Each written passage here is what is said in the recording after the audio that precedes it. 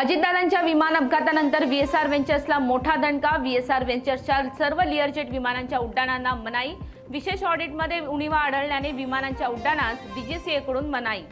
शिंदेच्या आमदाराकडून ठाकरेंच्या आमदाराला वाढदिवसाच्या हटके शुभेच्छा। आजचा दिवस चांगला दिवस, आज कैलास पाटलांचा वाढदिवस असं म्हणत शिंदे गटाचे आमदार संतोष बांगर यांनी धाराशिवचे ठाकरे गटाचे आमदार कैलास पाटील यांना दिल्या वाढदिवसाच्या शुभेच्छा।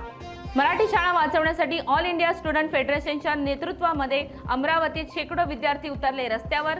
फुले शाहू आंबेडकर यांच्या वेशभूषा साकारत हातात संविधानाची पुस्तकं घेत विद्यार्थ्यांकडून जिल्हाधिकारी कार्यालयावर मोर्चा।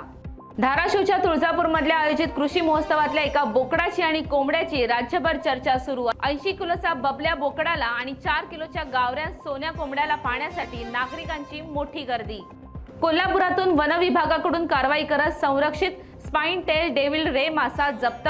या माशाची जागतिक स्तरावर संख्या झपाट्याने कमी होत असल्याने वन्यजीव संरक्षण कायद्यात करण्यात आलंय संरक्षित।